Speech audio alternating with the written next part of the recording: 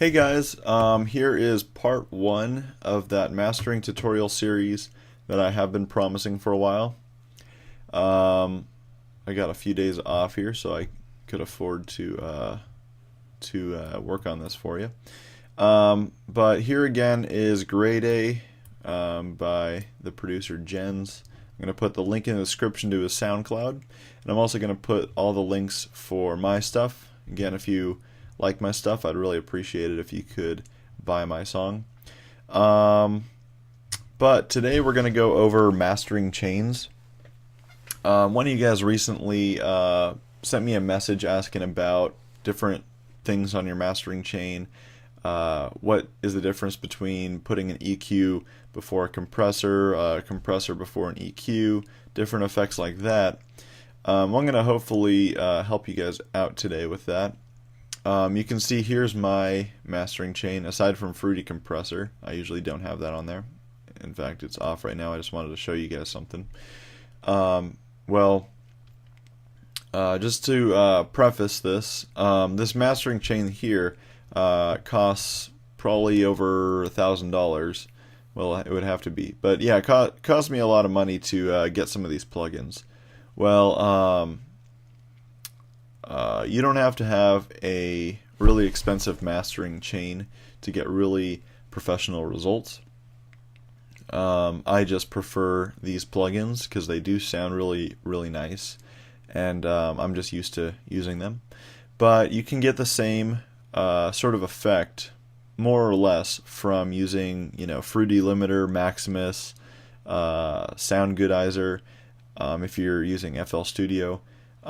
Just using native plugins in Ableton, using native plugins in any DAW for that matter. So I'm going to hopefully explain what kind of native plugins I would use on this master, in addition to explaining what I'm doing with the plugins I have here.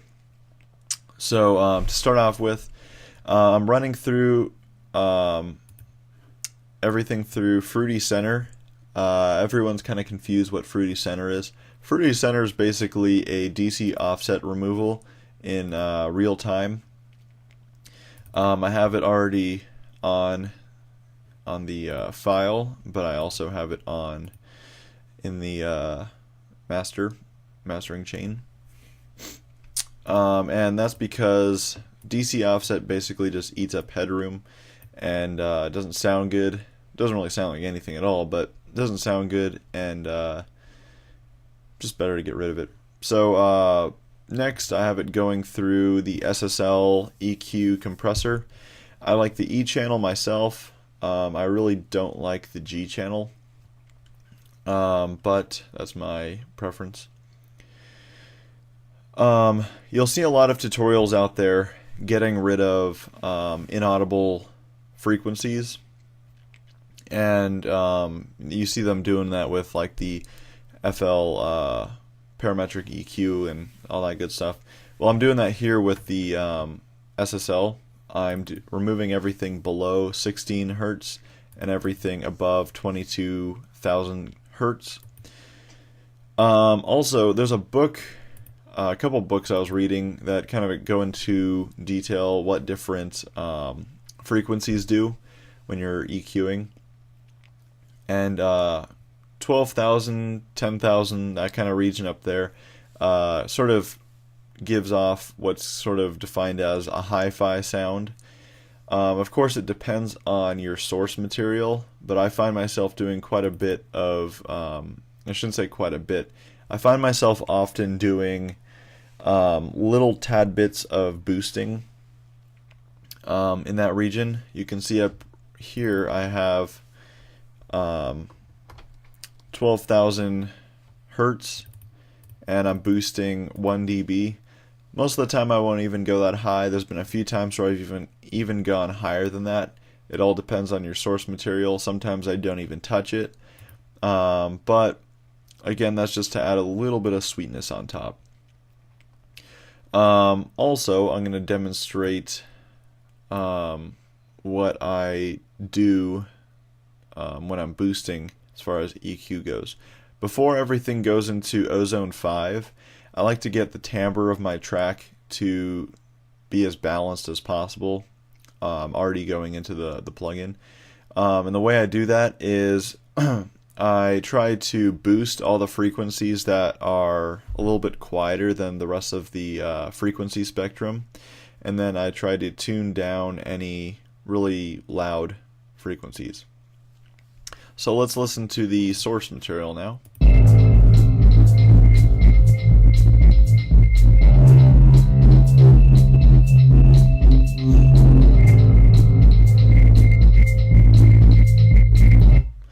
Okay, so of course when I mastered this the first time, I didn't have Ozone open at this time. I just used the SSL. Well, you can hear that it's a pretty bassy song, and that there is not a whole lot of mid-range, and there's just a little bit of high range. Well, the reason, or I should say the method that I use to find what frequencies are good to boost, I tune one of these knobs all the way to the top, and then I just sweep the frequencies here. I'll demonstrate.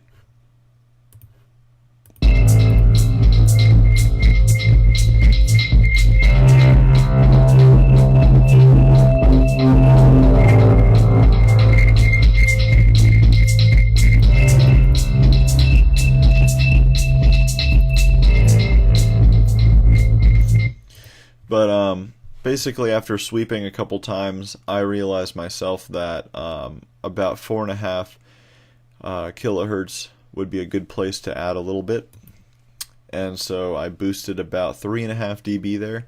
That's kind of an extreme boost for mastering, but it definitely works in this case because I'm definitely trying to balance everything out. I also did the same thing at about 1,500 hertz, and I did about 1 dB and a half boost there.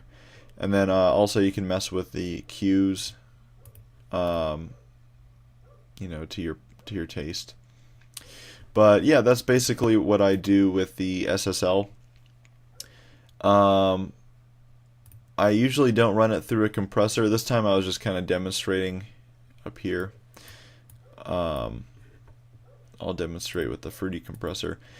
But there is definitely a difference between EQing and then compressing, and compressing and then EQing. You'll get different results with each, and you can use either one for some good for a good effect. But you're going to find through experience you prefer one way or another, or one way or another for different scenarios.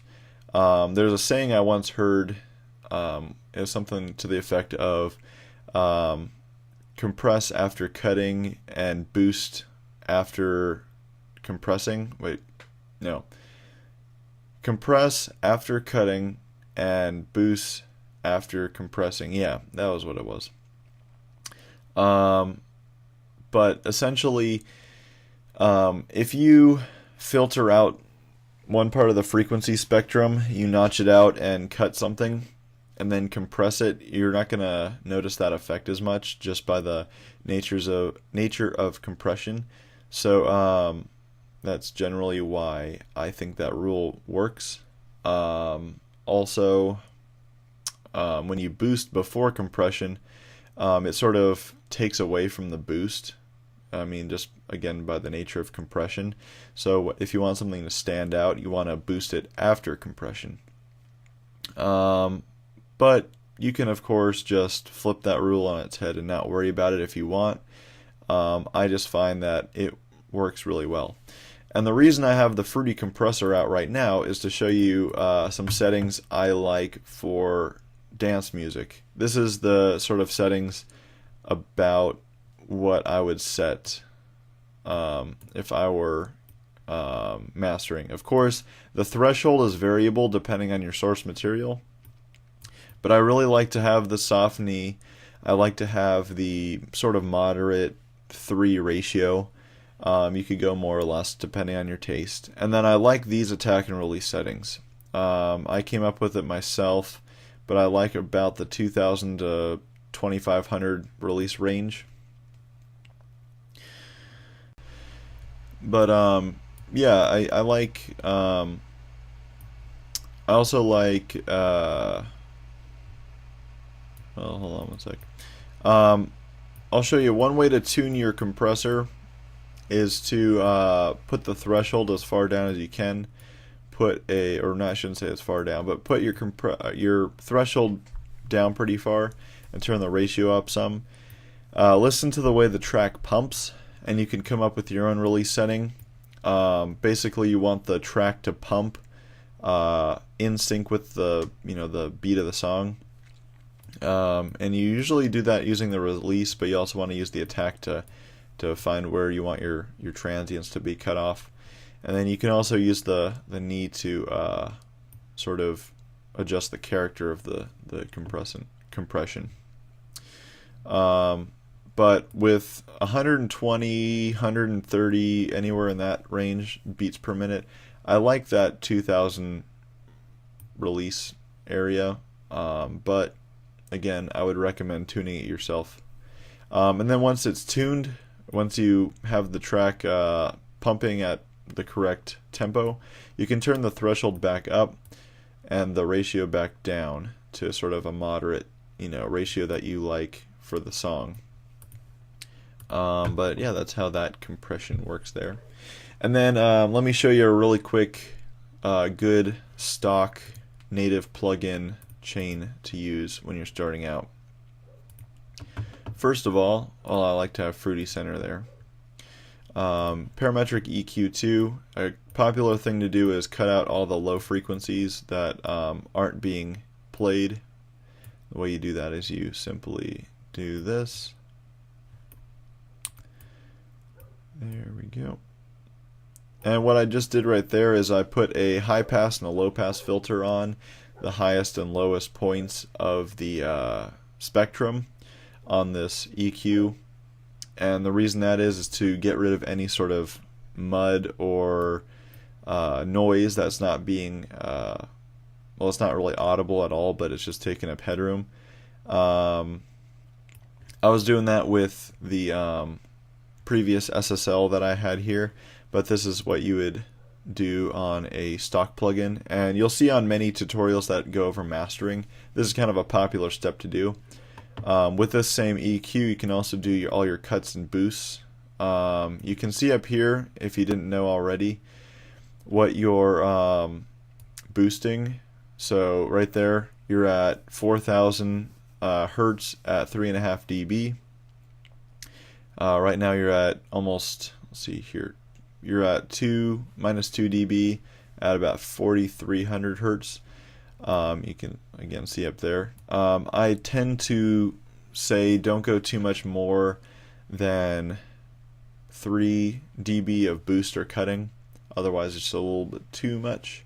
But yeah, just use the strategies I had before. I think with parametric EQ, it's even easier to find what frequencies to boost and cut, just because everything's being displayed here.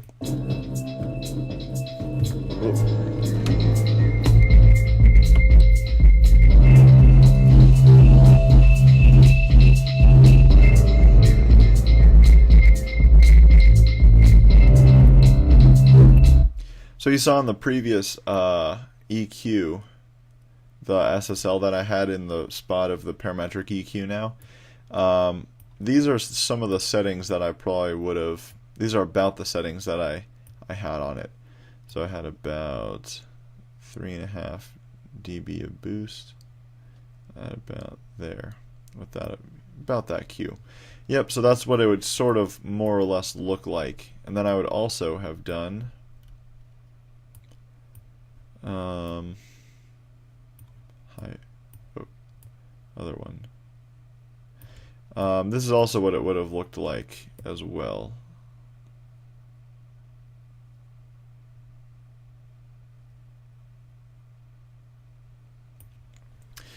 So the previous SSL EQ, you don't see what it looks like when you're looking at the spectrum until you actually recreate it. Well, this is what it would look like. You're you can see I had a little bit of a less Q there. But this is what it would more or less look like. A slight high shelf boost at 12,000 hertz or so. Quite a big boost at 4,500 hertz. And then again a moderate boost at about 1,500 hertz. So that's what that would look like. And then if I were to, add a limiter or something, this is how I would add some loudness. So first of all, I would put the ceiling down to about here. You can see up here I'm putting it down to about -1 or -0.1 dB. I'm going to go down to -0.2 dB just to be safe though. And that's so when I export this and I add dither, it's not going to clip at all. And it's also so that if I play it back on a CD, it's not going to clip, because sometimes CDs go over just a bit. And then I would increase the gain based on the input of the song. So let me demonstrate.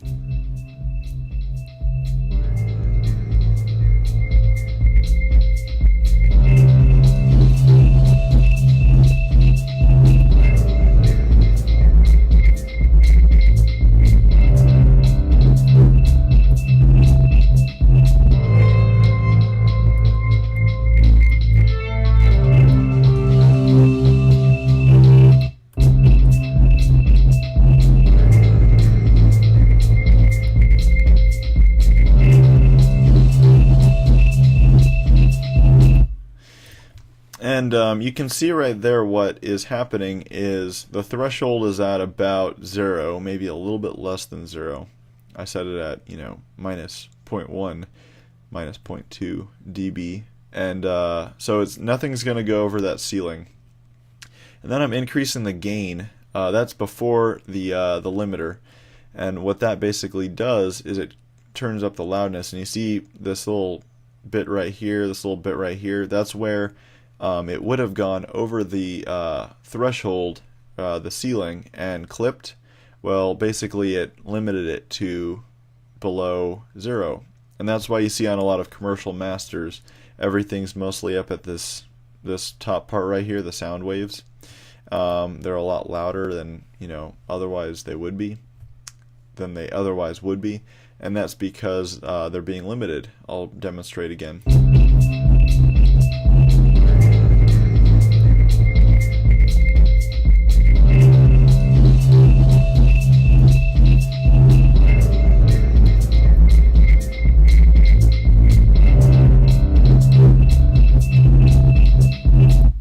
But yeah, that's how that looks. And you can see there's more limiting done right there. And you can adjust the limiter release time right here. I like to have a lower release time generally. That'll give you more loudness. If you have a longer release time, it'll give you, well, it depends on the setting, but if it's like a medium, it'll be more transparent. If it's longer, it'll be more obvious, and I don't usually recommend that setting anyways, anything that's super long. Then I also turn some saturation on just to add a little bit of harmonic content, but you don't have to do that. But that's one popular way you can increase loudness. Also, somebody asked me really quick about Sound Good Iser. This is the same person who's asking me about the mastering chain. Well, the Sound Good Iser has an exciter and a compressor built in already. So if you're running this through Fruity Compressor up here, and then you're running it through Sound Good Iser, and then you're running it through Fruity Limiter, that's 3 compressors that you're running it through. And that's a little bit too much compression, and you might even get some like intermodulation type distortion, which you want to avoid. So if I was going to use Sound Good Iser, I would just use a little bit here.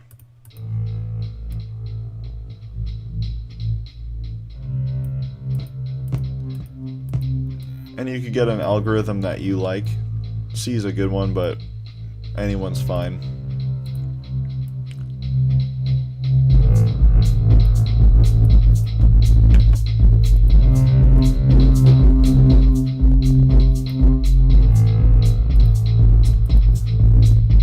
And you can see there that Sound Good Iser is only kind of a subtle difference. It adds only a subtle difference, which is really what it should be doing. you shouldn't master using just Sound Iser just because you can't control the release settings and you don't know what compression ratio it's at. But yeah, that's pretty much why I wouldn't. I just feel that the release settings on Sound Iser are just not very well, I mean, you can't adjust them, so they're a little bit slow and they're not good and clear and transparent as far as mastering goes. But also, if you want to export as WAV file, this is of course in CD format, so you'd save and do grade A master 2. So then when you get to this part right here, you're going to want to turn this little box on. That'll make it so that you're getting a dithered sound, which is what you want.